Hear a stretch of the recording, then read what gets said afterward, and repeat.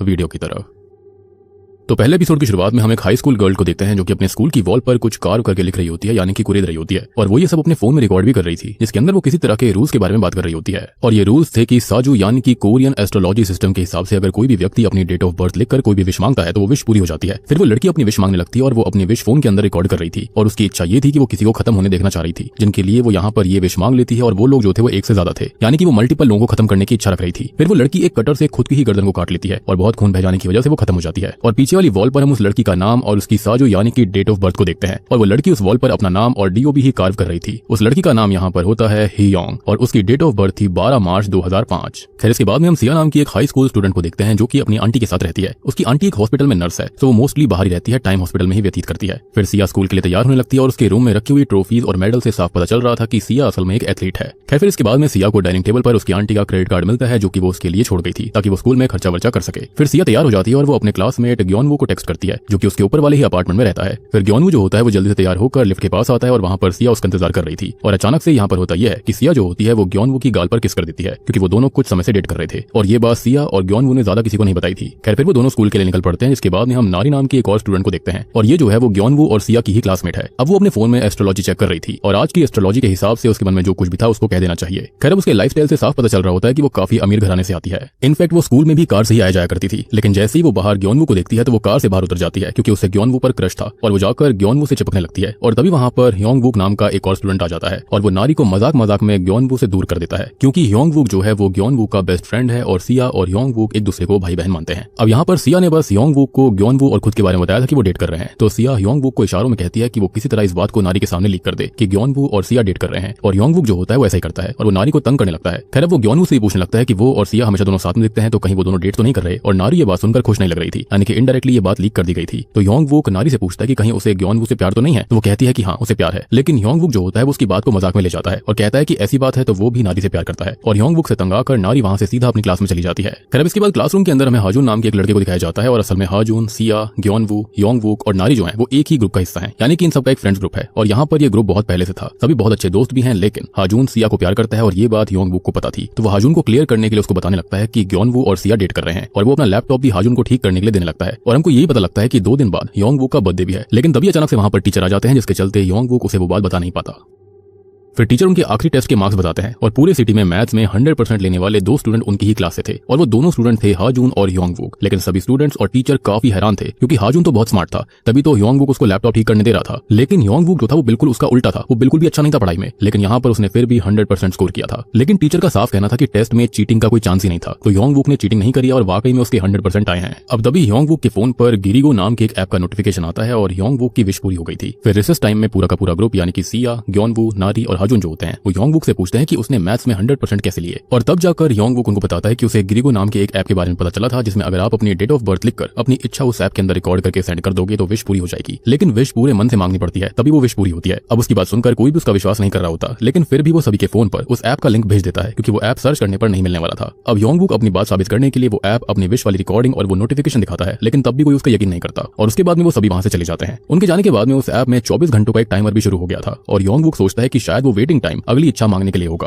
खैर फिर हम नारी और सिया को देखते हैं जो कि ह्योंगवुक के बर्थडे पार्टी के बारे में बात कर रहे थे। लेकिन नारी ह्योंगवुक के बारे में बुरी बुरी बातें बोल रही होती है, तो सिया उसको चुप करवा देती है क्योंकि नीचे सीढ़ियों पर ह्योंगवुक खड़ा हुआ था। और जब वो नारी से पूछता है कि वो क्या बातें कर रही थी, तो नारी कहती है कि वो दोनों तो उसके बर्थडे पार्टी के बारे में बात कर रहे थे, गिफ्ट के बारे में बात कर रहे थे। तो ह्योंगवुक कहता है कि उसको गिफ्ट नहीं चाहिए और वो दोनों बस बर्थडे पार्टी में आ जाएं। फिर नारी और सिया वहां से चले जाते हैं और हम देखते हैं कि ह्योंगवुक ने नारी की सारी बातें सुन ली थी और वो बहुत ही ज्यादा दुखी लग रहा था, यानी कि दोस्त होते हुए भी वो बुराई कर रही थी। फिर हम क्लासरूम में नारी को देखते हैं जो कि ग्योनवुक को ही देखे जा रही थी और सिया को वो बिल्कुल भी अच्छा नहीं लगता। तभी हम ह्योंगवुक को भी देखते हैं जो कि काफी दुखी नजर आ रहा होता है। अब तभी एक लेडी को दिखाया जाता है जो कि कुछ पत्थरों से एक टावर बना रही होती है और उस टावर में से एक सफेद सांप बाहर निकलता है। वो लेडी जाकर ये बात अपने हस्बैंड को बताती है कि एक गेस्ट आने वाला है। तो हस्बैंड पूछता है कि बैड गेस्ट होगा या फिर गुड गेस्ट होगा और क्या उसे डैगर निकाल लेना चाहिए। तो लेडी कहती है कि उसको नहीं पता कि गेस्ट अच्छा होगा या फिर बुरा, लेकिन उसे तैयार रहना होगा। यानी कि ऐसा लग रहा था कि इस कपल को कुछ तो पता था जो कि बाकी लोगों को नहीं पता है। खैर स्कूल के बाद में सिया को दिखाया जाता है जो कि कुछ स्पोर्ट्स के अंदर काफी अच्छा परफॉर्म कर रही थी, जैसे कि long jump, high jump, 100 metre race, marathon etcetera. लेकिन ग्योनवू जो होता है वो अच्छा परफॉर्म नहीं कर रहा क्योंकि उसके मन में पिछले साल हुई डिस्क्वालिफिकेशन का डर था और इस वजह से कोच ग्योनवू को डांटने लगती है। फिर सिया ग्योनवू को समझाती है कि वो प्रैक्टिस को प्रैक्टिस की तरह समझकर करे, ना कि मैच की तरह, जिससे कि उसकी परफॉर्मेंस अच्छी होगी। अब शाम की प्रेप क्लासेस के अंदर योंगवुक और हाजुन को दिखाया जाता है और हाजुन गौर करता है कि योंगवुक ठीक नहीं लग रहा था और वो यहाँ पर किसी तरह की पिल्स भी खा रहा होता है। मीनवाइल कोच सिया को बताती है कि सिया नेशनल्स के लिए सिलेक्ट हो गई है और इस बात से वो बहुत खुश थी। फिर कोच ये भी बोलती है कि उसे सिया और ग्योनवू के डेट करने के बारे में पता है और वो उसे ग्योनवू को भी प्रैक्टिस में लेकर आने के लिए कहती है। अब तभी योंगवुक को सिया की कॉल आती है, लेकिन सिया कुछ बोल नहीं रही थी तो वो बाहर चला जाता है और बाहर उसको एक बिल्ली दिखती है जो कि खिड़की पर टैप करके चली जाती है। तभी योंगवुक फोन पर सुनता है कि ग्योनवू, नारी और सिया कॉन्फ्रेंस पर उसके बारे में बात कर रहे थे, वो भी गलत गलत बातें, और उसकी बर्थडे पार्टी मिस करने की बात बोल रहे थे। और तभी अचानक कॉल भी कट हो जाती है। तो योंगवुक सिया को कॉल करने लगता है, लेकिन सिया तो कोच के साथ थी और उसका फोन उसके बैग में उसके लॉकर में था, यानी कि कॉल सिया ने कभी किया ही नहीं था, यानी कि कॉन्फ्रेंस कॉल जो थी वहां पर ऐसी हुई नहीं थी। फिर सिया अपने लॉकर से अपना बैग उठाकर घर जाने लगती है और बाकी सभी स्टूडेंट्स भी घर जा रहे थे, लेकिन योंगवुक वापस क्लास में जा रहा होता है।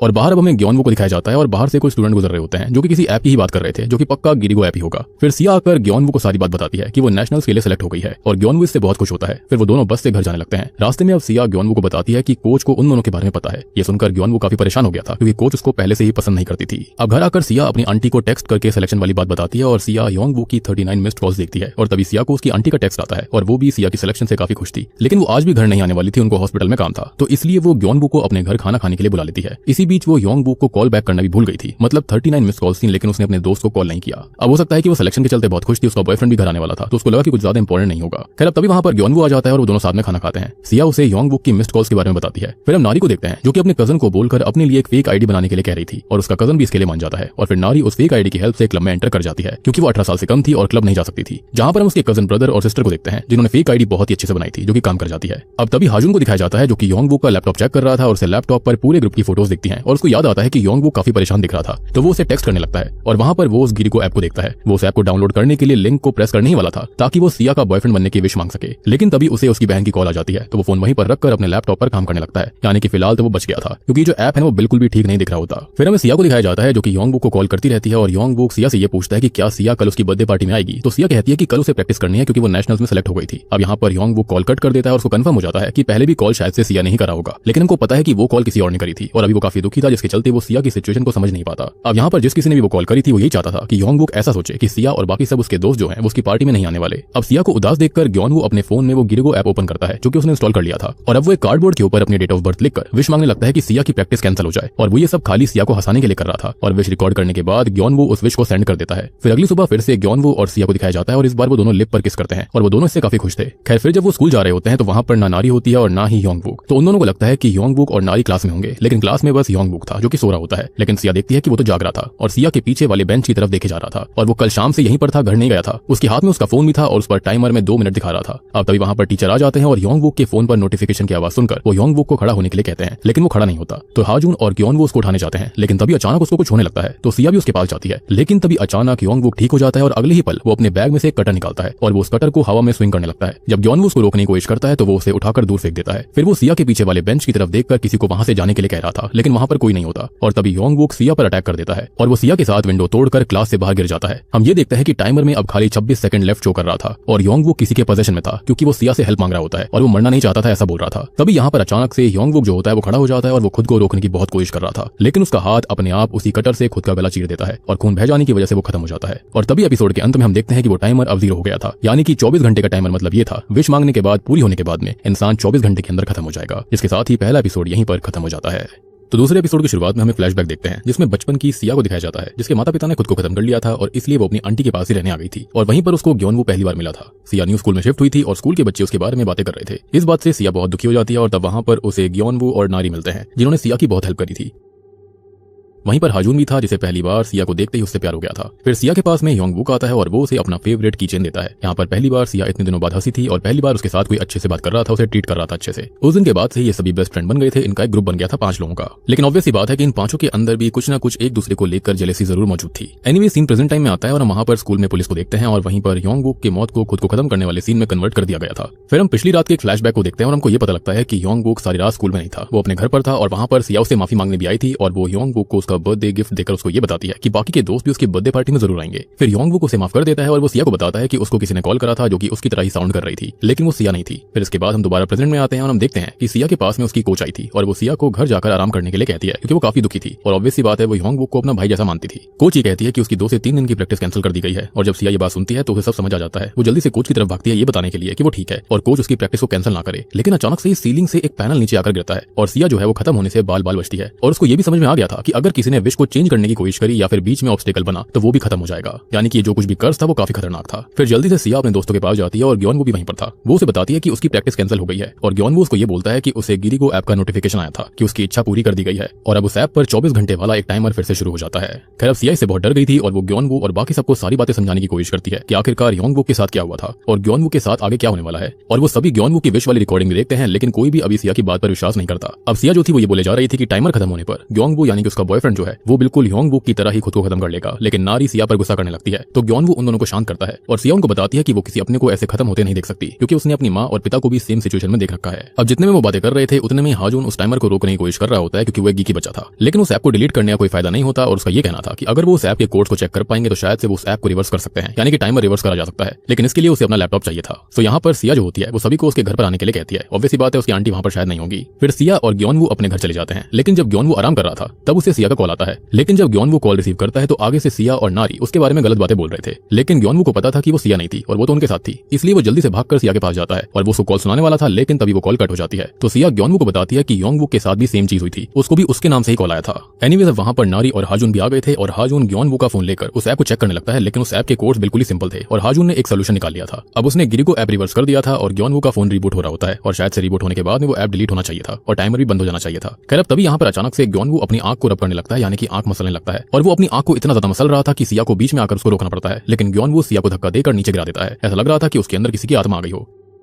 फिर हम देखते हैं कि उसकी आंख पूरी तरह लाल हो गई थी और वो किसी इनविजिबल व्यक्ति की तरफ पॉइंट कर उसको दूर रहने के लिए बोल रहा होता है, जैसे कि यहाँ पर योंगवुक ने भी किया था। कि तभी ग्योनवू जो होता है उसको कोई कंट्रोल करने लगता है और ग्योनवू खुद की आंख को ही हर्ट कर लेता है और तभी हम उसके ऊपर उसी इनविजिबल शक्ति को देखते हैं जिसे सिर्फ ग्योनवू ही देख पा रहा था और असल में ये कोई और नहीं बल्कि एपिसोड 1 के शुरुआत वाली ही लड़की थी, यानी कि हियोंग। और सबसे बड़ी बात कि ये उसकी वेंजफुल स्पिरिट थी जिसने की ग्योनवू को पजेस कर लिया था और इस बात का पता उस लेडी को पता चल गया था जिसको हमने पहले एपिसोड के अंदर देखा था, जिसके सामने एक सफेद रंग का सांप आया था जिसने की किसी को एक डैगर निकालने के लिए कहा था। अब पजेस्ड हुआ ग्योनवू सभी पर हमला करने लगता है और तभी उसका फोन भी ऑन हो जाता है, लेकिन टाइमर अभी भी चल रहा था, यानी कि जो कुछ भी था वो इस ऐप से रिलेटेड था। अब वो अचानक से ही पोजीशन में हाजुन को कहता है कि उसकी वजह से अब सभी मरेंगे क्योंकि हाजुन को कभी बीच में आकर उसको रोकना नहीं चाहिए था, यानी कि हियोंग की स्पिरिट को। और वो हाजुन को गले से पकड़कर हवा में उठा लेता है और उसने उसे लगभग खत्म ही कर दिया था, लेकिन सिया जो होती है वो हाजुन के लैपटॉप से ही ग्योनवू के सर में मार देती है और ग्योनवू हाजुन को नीचे गिरा देता है। वो पहले सिया की तरफ देखता है और फिर नीचे गिर पड़ता है। उसके सर में काफी चोट आई थी और इस सारे हादसे को नारी अपने फोन में रिकॉर्ड कर रही होती है, यानी कि उसने आपदा में भी अवसर देखा। अब इन सबसे होता यह है कि सारे के सारे दोस्त बहुत डर जाते हैं, जिसके बाद में ग्योनवू को हॉस्पिटल लेकर जाया जाता है और सिया को भी हॉस्पिटल में एडमिट कर दिया गया था। फिर डॉक्टर आकर सिया को बताती है कि ग्योनवू की कंडीशन बहुत सेंसिटिव है। अब सिया से मिलने वहां पर नारी आती है, वो उसको ये बताती है कि ग्योनवू के माता पिता सिया को ही ग्योनवू की ऐसी कंडीशन का रिस्पॉन्सिबल मान रहे हैं। अब असल में नारी वहां पर शायद से सिया का ध्यान रखने आई थी या फिर एक्टिंग कर रही थी, लेकिन सिया उसको ये कहती है कि वो ठीक है और वो नारी को सिया के घर पर जाकर अपना सामान लेकर अपने घर जाने के लिए कहती है और वो घर का पिन भी अपनी डेट ऑफ बर्थ उसको बता देती है। अब नारी वहां से चली जाती है और तभी हमें हाजुन को दिखाया जाता है जिसे उसकी बड़ी बहन हायंग का कॉल आता है। हम देखते हैं कि हायंग वही लेडी है जिसे हमने पहले देखा था और उसके सामने एक सांप आया था, यानी कि सफेद रंग का। असल में वो एक शेमन है, मीडियम है और साइकिक है और वो हाजुन को बताती है कि हाजुन और उसके दोस्तों के पीछे एक वेंजफुल स्पिरिट है और उन्होंने एक वेंजफुल स्पिरिट को प्रोवोक किया है। पहले तो हाजुन अपनी बहन का यकीन नहीं करता, लेकिन जब हाजुन को वो सारे हादसे डिटेल में बताती है जो कि हाजुन और उसके दोस्तों के साथ हुए थे तो हाजुन समझ जाता है कि हाँ उसकी बहन बिल्कुल सच बोल रही थी। अब तभी उसकी बहन उस सफेद सांप की ओर देखती है और वो बहुत परेशान हो जाती है, जैसे कि उसको कुछ बता रहा हो और अब वो हाजुन को जल्दी से जाकर सिया को चेक करने के लिए कहता है। मीनवाइल हम देखते हैं कि ग्योनवू को अचानक से कार्डियक अरेस्ट आ जाता है जिसकी वजह से उसकी पल्स बंद हो गई थी। खैर अब सिया को अपने बचपन के विजन्स आने लगते हैं जब उसके माता पिता हॉस्पिटल में थे और इसलिए सिया ग्योनवू को बचाने के लिए गिरिगो ऐप के अंदर अपनी विश को रिकॉर्ड करने लगती है और उसकी विश ये थी कि ग्योनवू ठीक हो जाए। अब तभी हायंग जो होती है अपने हस्बैंड को डैगर निकालने के लिए कहती है। मीनवाइल ग्योनवू की पल्सेस वापस चलने लगी थी और अब तक हाजुन सिया के पास पहुंच जाता है, लेकिन तब तक बहुत देर हो गई थी और अब सिया उसको ये बताती है कि योंगवू के खत्म होने के टाइम उनकी क्लासरूम में कोई इनविजिबल प्रेजेंस थी और जब ग्योनवू उन पर हमला कर रहा था तब भी वहां पर कोई इनविजिबल व्यक्ति था और इसलिए ही सिया ने ग्योनवू के ठीक होने की विश मांगी है ताकि वो उस इनविजिबल शक्ति को देख पाए और तभी उसको पता चल पाएगा कि वो सब कुछ उनके साथ क्यों हो रहा है और उनके साथ ये सब कर कौन रहा था। फिर हम सिया के घर में नारी को देखते हैं क्योंकि वहां पर ग्योनवू के फोन को चेक करने आई थी जिसके अंदर उसका टाइमर चल रहा था और वो उस टाइमर को अपने फोन के टाइमर से कंपेयर करती है, यानी कि नारी ने भी कोई ना कोई विश मांगी होगी और उसके पास लगभग 22 घंटे थे। लेकिन तभी वो देखती है कि ग्योनवू के फोन का टाइमर अचानक बंद हो गया था। ऑब्वियस सी बात है, उसकी सांसें लौट आई थी। और इसी के साथ में दूसरा एपिसोड यहीं पर खत्म हो जाता है। अब तीसरे एपिसोड की शुरुआत में हाजुन जो होता है वो सिया को बताता है कि उन लोगों को उसकी बड़ी बहन हायंग के पास जाना होगा और उसने अपने सभी दोस्तों से अपनी बड़ी बहन के बारे में झूठ कहा था कि वो फॉरेन में स्टडी कर रही है। लेकिन असल में हायंग एक बहुत ही अच्छी जॉब छोड़कर एक शेमन बन गई थी और अब उन दोनों के पास उनको जाना पड़ेगा। और फिर ये दोनों बिना देरी किए हायंग से मिलने निकल पड़ते हैं। लेकिन उसका घर असल में जंगल के बीचों बीच था और बहुत ही ज्यादा दूर भी था। तो वो जिस कैब में आए थे उसका ड्राइवर उनको रास्ते में ही छोड़ देता है, क्योंकि आगे रास्ता सुनसान था और सामने रोड पर एक पेड़ भी गिरा हुआ था। फिर वो दोनों ही पैदल ही चलने लगते हैं और वो दोनों भटक गए थे। और ऊपर से सिया एक इंसेक्ट से डरकर भागने लगती है। लेकिन अच्छी बात ये होती है कि गनीमत से उसके भागने की वजह से वो दोनों ही हायंग के घर के पास पहुंच गए थे। और मुझे लगता है कि ये कोई कोइंसिडेंस नहीं था, बल्कि पक्का कोई शक्ति थी जो कि उनको यहाँ तक लेकर आई थी। अब वो हायंग के घर के गेट तक पहुंच जाते हैं और वहां पर हाजुन सिया को बताता है कि वहां पर वो पहले 2-3 बार आया है, लेकिन वहां एक आदमी रहता है जो कि उसकी बहन की रक्षा करता है। और वो जितनी बार भी वहां पर आया उस आदमी ने उसे ये बोलकर वहां से भगा दिया कि अगर हायंग उस गेट से बाहर गई तो वो मारी जाएगी। खैर फिर वो आदमी गेट खोलता है और उनको पता चलता है कि जिस आदमी की बात हाजुन कर रहा था वो आदमी असल में कोई और नहीं बल्कि हायंग का ही पति है, जिसका नाम है बांग यूल। अब पहली बार ऐसा होता है कि वो उन दोनों को देखते ही अंदर आने के लिए कहता है। तभी सिया को ग्योनवू की कॉल आती है और वो सिया से ये पूछ रहा था कि वो है कहां पर, कि तभी हायंग जल्दी से घर से बाहर भाग कर आती है और वो सिया को कॉल का जवाब देने से मना कर देती है। और तभी अचानक से होता यह है कि हियंग की स्पिरिट जो होती है वो सिया को पजस कर लेती है और वो सिया को हर्ट करने लगती है। तो हायंग बांग यूल को बोलकर रोप मंगवाती है, यानी कि रस्सी, और वो सिया को रोप से बांध देती है। और फिर होता यह है कि सिया से उसके फोन को अलग करना पड़ता है और इसके अंदर उसे काफी दिक्कत हो रही थी। लेकिन वो सिया के हाथ से वो फोन नीचे गिरा देती है, जिसके चलते सिया बेहोश हो गई थी। फिर हायंग जो होती है वो अपने भाई को ये बताती है कि इस वक्त सिया का फोन जो है वो उसी वेंजफुल स्पिरिट का एक वेसल है और उनको एक रिचुअल करना होगा। अगर रिचुअल पूरा हो गया तो वो सिया को बचा सकते हैं। अब फाइनली हायंग और बांग यूल वो रिचुअल शुरू करते हैं, जिसके लिए वो सिया का फोन एक बोल के अंदर रख देते हैं। फिर सिया उस वेंजफुल स्पिरिट की कर्स वर्ल्ड के अंदर पहुंच गई थी और वहां पर हायंग उसको बताती है कि अगर सिया को कर्स से आजाद होना है तो उसे वो रिचुअल पूरा करना होगा और इसके लिए उसे 3 दरवाजे ढूंढकर उनको क्रॉस करना होगा इस वर्ल्ड के अंदर। फिर हायंग बांग यूल को पहला दरवाजा खोलने के लिए कहती है और वो एक इंसेंस स्टिक जलाता है, यानी कि धूप बत्ती या अगरबत्ती। और यहाँ पर जब तक ये इंसेंस स्टिक जलेगी तब तक उसके पास वक्त रहेगा एक दरवाजे को खोलने का। अचानक से तभी तेज हवा चलने लगती है और वो एक डैगर से हायंग और सिया के अराउंड एक सर्कल बना देता है और वो हवा अचानक बंद हो गई थी, यानी कि कोई भी नेगेटिव एनर्जी अब यहाँ पर एंटर नहीं कर सकती थी। फिर इसके बाद में हायंग वापस से सिया के पास जाती है और वो उसको पहला गेट दिखाती है। बेसिकली यहाँ पर हायंग की स्पिरिट उसको गाइड कर रही थी, लेकिन वो खुद उसके साथ नहीं जा सकती थी, तो वो उसको एक सफेद धागे के जरिए हेल्प करने वाली है जो सिया के हाथ पर बंधा हुआ था। और वो सिया को वार्न करती है कि चाहे कुछ भी हो जाए सिया पीछे मुड़कर नहीं देखेगी, वरना वो वेंजफुल स्पिरिट जो है वो हायंग को देख लेगी और हायंग फिर सिया की हेल्प नहीं कर पाएगी। खैर हायंग अपना डिवाइन मास्क पहनती है और सिया पहला दरवाजा खोलती है और अंदर जाती है। दरवाजा क्रॉस करते ही वो अपने स्कूल में पहुंच गई थी और वहां वो वेंजफुल स्पिरिट ह्योंग बुक के रूप में उसको हॉन्ट कर रही होती है और वो बार बार सिया के सामने आकर ह्योंग बुक के खुद को खत्म करने वाले सिनेरियो को दिखा रही थी। अब वहां से भागने के लिए सिया खिड़की खोलती है, लेकिन खिड़की के बाहर जैसे ही वो सर निकालती है तो वो हर तरफ खुद को देखती है, यानी कि सिर्फ दरवाजा ढूंढ कर ही वहां से वो निकल सकती थी। लेकिन वो वेंजफुल स्पिरिट जो होती है वो सिया को लगातार हॉन्ट करे जा रही थी। लेकिन तभी सिया को एहसास हो जाता है कि वो वेंजफुल स्पिरिट यही तो चाहती है, सो वो यहाँ पर ह्योंग बुक को इग्नोर करके वहां से भागने लगती है और फाइनली उसको पहला दरवाजा मिल गया था जिसको खोलकर वो अंदर चली जाती है। अब असल दुनिया में हायंग जो होती है वो बांग यूल को सेकंड दरवाजा खोलने के लिए कहती है। फिर बांग यूल एक और इंसेंस स्टिक जलाता है और सिया अचानक अपने सामने अपने पिता की कार को देखती है। कार के अंदर उसके माता पिता बहुत ही बुरी हालत में थे और उसकी माँ कार के बाहर खत्म हो गई थी। उसके साथ साथ सिया भी होती है और ये उस रात का सिनेरियो था जब उसके माता पिता खत्म हुए थे। और तभी हमें सिया के फ्लैशबैक दिखाए जाते हैं जहाँ पर सिया के माता पिता का एक्सीडेंट हुआ था और उन्होंने खुद को खत्म नहीं किया था। और हादसा इसलिए हुआ था क्योंकि सिया ने अपने डैड का ध्यान रोड से भटका दिया था, लेकिन उसने वो जानबूझकर बिल्कुल नहीं किया। लेकिन फिर भी सिया के मन में आज भी इन सब चीजों का गिल्ट था। खैर अब असल दुनिया में बांग यूल हायंग से कहता है कि टाइम खत्म हो रहा है और अगर इंसेंस स्टिक खत्म हो गई तो सिया वहीं पर फंस जाएगी। तो हायंग ये कहती है कि अगर ऐसा हुआ तो वो अपना मास्क उतार देगी, लेकिन इससे वो भी वहां पर सिया के साथ फंस सकती है। खैर अब स्पिरिट वर्ल्ड के अंदर सिया को अपने सामने दूसरा दरवाजा दिखता है और वो उसकी तरफ जाने लगती है, लेकिन तभी उसकी माउस का पैर पकड़ लेती है, लेकिन वो असल में वही वेंजफुल स्पिरिट थी जो कि सिया को डिस्ट्रैक्ट करने की कोशिश कर रही थी। अब रियल वर्ल्ड में हाजून को नारी का कॉल आता है, लेकिन वो कॉल पिक नहीं करता और तभी हाजून को सिया को बचाने का एक आइडिया आता है। अपनी डेट ऑफ बर्थ एक पेपर पर लिखकर सिया को बचाने के लिए वो विश मांगने वाला था, लेकिन अपने भाई पर खतरा देखते हुए हायंग जो होती है वो सिया के हाथ में बंधे हुए धागे को खींचकर उसको समझाती है कि वो वेंजफुल स्पिरिट है और वो उसका ध्यान भटकाने की कोशिश कर रही है और इसलिए सिया जल्दी से उस दरवाजे की ओर भागने लगती है। अब जैसे ही वो दरवाजे को क्रॉस करती है तो उसकी आंख खुल गई थी और वो खुद को हायंग के घर में देखती है और उसके सामने बांग यूल और हायंग थे और वो दोनों उसे बता रहे थे कि हायंग आराम कर रही है। लेकिन सिया को अपने दिमाग में हायंग की आवाज लगातार आ रही थी कि उसे अभी भी दरवाजा ढूंढना है, लेकिन बांग यूल उसे कहता है कि वो आवाज उस वेंजफुल स्पिरिट की है जो कि शायद उसके पीछे रियल वर्ल्ड में आ गई है, यानी कि यहाँ पर बहुत ही गलत सिनेरियो इस वेंजफुल स्पिरिट ने बनाया था। लेकिन जो रियल हायंग होती है वो अभी भी उसके दिमाग में उस आवाज को पहुंचा रही थी कि अभी भी उसको तीसरा दरवाजा खोलना है। लेकिन सिया बहुत ही ज्यादा कंफ्यूज हो गई थी कि आखिरकार हो क्या रहा है और उसको समझ में नहीं आ रहा होता कि वो करे क्या, कि तभी अचानक से हाजून भी ग्योनवू की तरह पजल हो जाता है और वो भी खुद को हर्ट करने लगता है। तो बांग यूल कहता है कि अगर सिया पीछे मुड़कर देख लेगी तो वो उस वेंजफुल स्पिरिट को मार पाएगा, यानी कि ये भी एक गलत सिनेरियो वेंजफुल स्पिरिट ने बनाया था। अब सिया जो होती है वो हाजून की ऐसी हालत नहीं देख पाती और वो पीछे मुड़कर देख लेती है,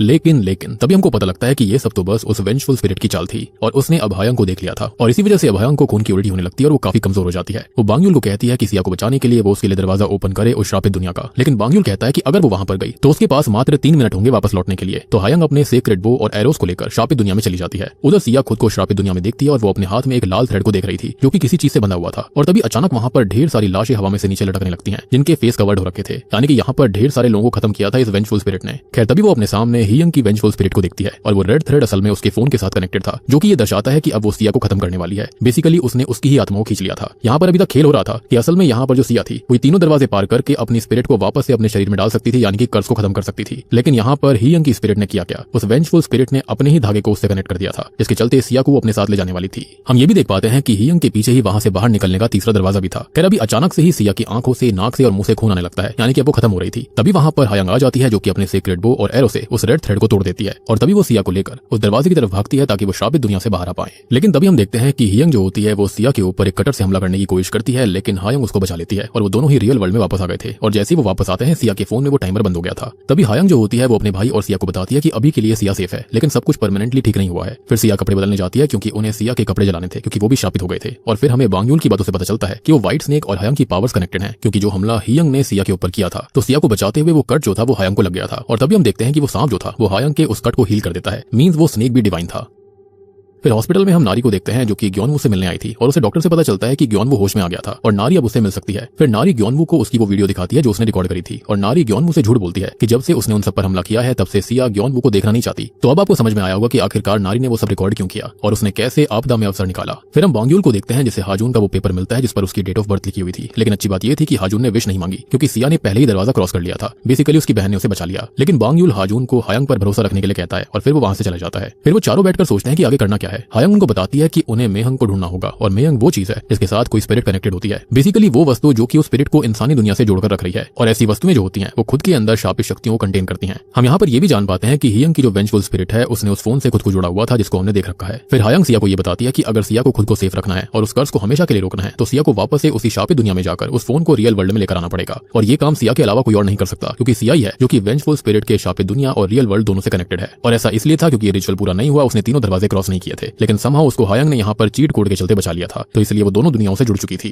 खैर अब अचानक से ही रात का सीन आता है जहाँ पर सभी सो रहे थे और अचानक से बारिश शुरू हो जाती है और बारिश की बूंदों की जगह से सिया की फेस के ऊपर ब्लड की बूंदें गिरने लगती हैं। अब सिया अचानक से जाग जाती है और देखती है कि पूरी सीलिंग से खून टपक रहा था और देखते ही देखते सिया पूरी खून से भीग जाती है। इसका मतलब ये था कि ये कर्ज फिर से शुरू हो चुका था और हम जानते हैं कि वो दोनों ही दुनियाओं से जुड़ी हुई थी, जिसके चलते आगे कुछ बहुत ही खतरनाक होने वाला था। इसी के साथ में तीसरा एपिसोड भी खत्म हो जाता है। चौथे एपिसोड की शुरुआत में हम देखते हैं कि पूरा रूम खून से भरा हुआ था और सिया को अपने सामने हियंग की स्पिरिट दिखाई देती है और वो सिया के पीछे अपनी फिंगर पॉइंट कर रही थी। सिया दिखती है कि उसके पीछे एक और लड़की खड़ी हुई थी और उसने भी हियंग के जैसे स्कूल ड्रेस पहन रखी थी। खैर जैसे ही वो लड़की सिया पर हमला करती है तो अचानक से उसकी नींद खुल जाती है क्योंकि ये उसका नाइटमेयर था। अब अगले दिन सिया हायंग को इसके बारे में बताती है तो हायंग ये कहती है कि हो सकता है कि उस कर्ज के पीछे दो व्यक्ति होंगे। वो उसको ये भी बोलती है कि सिया का शापित दुनिया में जाकर वो फोन लेकर आना बहुत मुश्किल है, तो इसलिए उनको असल दुनिया में वो फोन ढूंढना होगा। और इसमें बांग्यूल जो था वो सिया और हाजून की हेल्प करने वाला था। वो सिया को किसी भी कॉल या फिर टेक्स्ट का आंसर करने से भी मना करता है। फिर हायंग सिया को एक सफेद व्हाइट थ्रेड से बना हुआ ब्रेसलेट देती है और कहती है कि जब तक वो ब्रेसलेट उसके हाथ में है तो कोई भी ईविल शक्ति उसका कुछ नहीं बिगाड़ पाएगी। फिर सिया और हाजून बांग्यूल के साथ वहां से निकल जाते हैं, लेकिन तभी हाजून लौटकर वापस आता है और वो अपनी बहन को थैंक यू बोलता है उनकी हेल्प करने के लिए और फिर वहां से निकलता है। और फिर हाजून बांग्यूल से पूछता है कि क्या उसकी बहन कभी अपने घर से बाहर नहीं निकल सकती, तो बांग्यूल कहता है कि अगर वो घर से बाहर निकली तो उसकी बॉडी झेल नहीं पाएगी, लेकिन वो कुछ ना कुछ सॉल्यूशन निकालेगा। लेकिन ये बात समझ में नहीं आई थी कि आखिरकार ऐसा हुआ कैसे।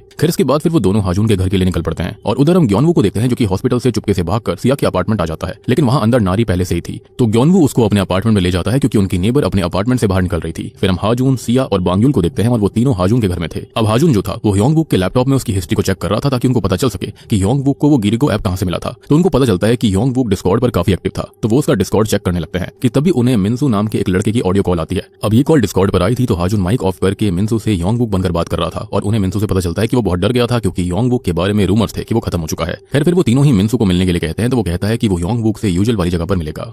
अब वो तीनों काफी प्रॉब्लम में थे क्योंकि उनको नहीं पता था कि ह्योंगबुक मिन्सू से कहां पर मिलता था, लेकिन हाजून ह्योंगबुक की गूगल मैप एक्टिविटी चेक करता है। उसको पता चलता है कि मिन्सू और ह्योंगबुक एक स्कूल के पास मिला करते थे। अब इसके बाद हम नारी और ग्योनवू को सिया के अपार्टमेंट में देखते हैं क्योंकि ऑब्वियस सी बात है इन दोनों को ही वहां का कोड पता था। अब ग्योनवू वहां पर अपना फोन ढूंढ रहा होता है, लेकिन हम जानते हैं कि उसका फोन तो नारी के पास था। खैर उसे अपना फोन कहीं नहीं मिलता तो वो नारी से उसका फोन मांगता है और खुद की वीडियो देखता है जो कि नारी ने रिकॉर्ड करी थी। अब हमको सिया, बांग्यूल और हाजून को दिखाया जाता है और वो मिन्सू से मिलने आए थे, लेकिन मिन्सू बांग्यूल को देखकर वहां से भागने लगता है और वो उन तीनों को बहुत भगाता है और एक बिल्डिंग की रूफ पर चढ़ गया था और लैडर नीचे फेंक देता देता है, लेकिन सिया उसका पीछा करती है और क्योंकि वो एथलीट थी तो वो आसानी से जंप करके रूफ पर कूद जाती है। फिर वहाँ बांग्यूल और हाजुन भी आ गए थे और वो तीनों मिन्सू से सवाल पूछने लगते हैं। फिर उन्हें मिन्सू से पता चलता है कि वो योंगबुक को उसकी मेडिसिन देने के लिए मिलता था। और आपको याद हुआ कि हमने योंगबुक को स्कूल के अंदर किसी तरह की पिल्स लेते देखा था, तो वो पिल्स उसको मिन्सू नहीं दी थी। और सबसे बड़ी बात यह है कि योंगबुक को पहले से पता होना चाहिए था कि विश मांगने के बाद क्या होगा, यानी कि इसके परिणाम उसको पहले से पता थे, क्योंकि उस लिंक के साथ पोस्ट के अंदर सब कुछ लिखा गया था जो कि डिस्कॉर्ड के अंदर डाली गई थी। और सबसे बड़ी बात कि अब उस पोस्ट को ओनर ने डिलीट कर दिया था। फिर मिन्सू उनको बताता है कि वो पोस्ट योंगबुक के स्कूल की ही हॉरर स्टोरी के बारे में थी और उस पोस्ट के अंदर 2 स्कूल गर्ल्स की फोटो थी और उनका नाम था शीवॉन और हियंग। कहा जाता है कि हियंग जो थी वो असल में एक शेमन की बेटी थी। फिर सिया मिन्सू को बताती है कि योंगबुक खत्म हो चुका है और ये सुनकर वो बहुत दुखी था। खैर अब ये तीनों ही मिन्सू को अपनी कार में बैठा लेते हैं और हाजुन जो होता है वो योंगबुक के लैपटॉप के अंदर से उसी डिलीट करी गई पोस्ट को रिकवर करने की कोशिश कर रहा था। उसे वो पोस्ट मिल जाती है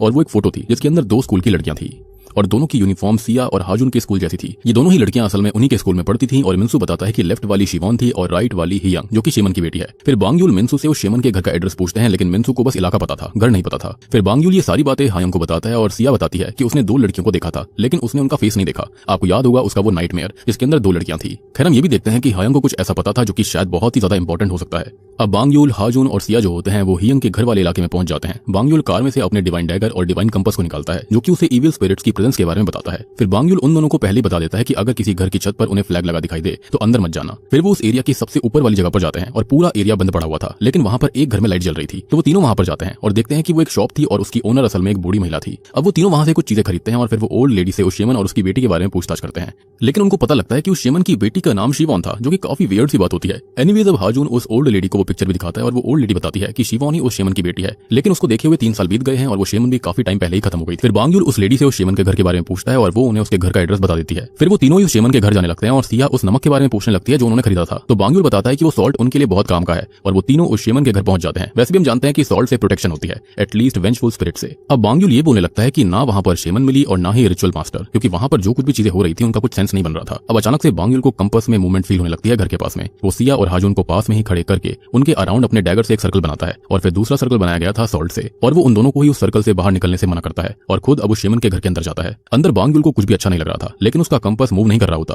तो वो पूरे घर को अच्छे से एक्सप्लोर करने लगता है। अब बाहर हाजुन जो होता है वो सिया के फोरहेड पर बैठे हुए मच्छर को मारने के लिए उसके माथे पर मार देता है, जिस वजह से सिया सर्कल से बाहर चली गई थी। अब उसे वहां पर 2 स्कूल गर्ल्स में से एक की स्पिरिट दिखती है, लेकिन सिर्फ उसे ही दिखाई दे रही थी। फिर उधर घर के अंदर बांग्यूल को एक वॉल के पीछे एक सीक्रेट दरवाजा मिलता है जो कि वॉलपेपर से ढका गया था और उसके पीछे वॉल पर खून से बने हुए टेलिस्मैन्स थे। और जब बांग्यूल वो दरवाजा खोलता है तो वो हैरान रह जाता है क्योंकि अंदर बहुत ही डरावनी चीजें थी और अंदर एक वूडू वाला रिचुअल करा गया था और वही एक स्कूल गर्ल की ड्रेस भी थी जिसके अंदर कुछ बाल थे और उसके ऊपर एक टेलिस्मैन भी था जो कि किसी से प्रोटेक्शन के लिए बनाया गया था। अब क्योंकि बांग्यूल को तो कुछ भी समझ में नहीं आ रहा होता तो वो हर एक चीज की फोटो क्लिक करने लगता है ताकि वो सारी चीजों को हायंग को दिखाएगा। अब उसे वहां पर एक छोटा सा दरवाजा भी दिखता है और जब वो उसको खोलता है तो उसके पीछे खिड़की थी और खिड़की के अंदर मरी हुई रेवन बर्ड फंसी हुई थी। Damn this raven bird again. अब बाहर सिया उस स्कूल गर्ल की स्पिरिट का पीछा करती है और उसके पीछे हाजुन भी चला गया था, यानी कि ये प्रोटेक्शन सर्कल से बाहर थे। और सिया देखती है कि उस लड़की की स्पिरिट उसे जमीन की तरफ पॉइंट करके कुछ बताना चाह रही थी और अचानक वो गायब हो जाती है। फिर जल्दी से जाकर सिया वहां चेक करती है जहां पर उस स्पिरिट ने पॉइंट किया था। वहां पर एक स्कूल गर्ल की ड्रेस थी, यानी कि अंदर भी और बाहर भी, और उसकी पॉकेट के अंदर एक फोटो थी जिसके अंदर शीवॉन और हियंग थी। फिर सिया और हाजुन बांग्यूल को आवाज लगाकर बुलाते हैं और वो उसको सारी बात बोलते हैं। खैर वो तीनों ही कार में बैठकर वहां से जाने लगते हैं और बांग्यूल वो सारी पिक्चर जो उसने क्लिक करी थी वो उनको अपनी बीवी हायंग को भेज देता है। अब हायंग भी काफी हैरान थी क्योंकि उन पिक्चर से साफ पता चल रहा था कि शिवॉन की मॉम कोई नॉर्मल शेमन नहीं थी। फिर बांग्यूल कहता है कि वो पता लगा सकता है कि वो किस तरह की शेमन थी, लेकिन हायंग कहती है कि उन्हें बस उस मेहंग वाले फोन को ढूंढना है और बाकी चीजों से उनका मतलब नहीं था। फिर हाजुन के दिमाग में एक आइडिया आता है कि अगर वो गिरिगो ऐप के सर्वर में किसी तरह से एंटर हो जाए तो उन्हें वो सारी विशेष की वीडियोस मिल जाएंगी जो लोगों ने गिरिगो पर सेंड करी थी और उन्हें वो वीडियो भी मिल सकती है जिसकी वजह से वो कर्ज शुरू हुआ था, यानी कि सबसे पहले विश की वीडियो। और अगर उन्हें वो मिल गई तो वो उस वीडियो के जीपीएस कोऑर्डिनेट से पता लगा सकते हैं कि वो वीडियो कहां पर शूट हुई थी और फिर उन्हें वो मेहंग भी मिल सकता है, यानी कि वो फोन मिल सकता है। लेकिन इसमें एक दिक्कत थी कि वीडियो बस रजिस्टर्ड सर्वर से ही डाउनलोड हो सकती है और उसका सॉल्यूशन सिया के पास था। वो बताती है कि कोच मैम के कंप्यूटर से वो वीडियो डाउनलोड कर सकते हैं। फिर वो तीनों सीधे स्कूल पहुंच जाते हैं और कोच के वहां से जाने का इंतजार करते हैं। अब जैसे ही कोच वहां से जाती है तो बांग्यूल कार में इंतजार करता है और सिया और हाजुन जो होते हैं वो स्कूल के पीछे बने हुए फेंसेस में जो होल्स थे उसमें से निकलकर स्कूल में एंटर कर जाते हैं। अब फेंसेस के अंदर ये जो होल था वो असल में सिया ने ही बनाया था ताकि वो वहां पर आकर चुपके से एक्स्ट्रा प्रैक्टिस कर सके, विच एक्सप्लेन्स कि वो इतनी अच्छी एथलीट क्यों थी। थोड़ा बहुत तो एक्स्ट्रा रगड़ना ही पड़ता है।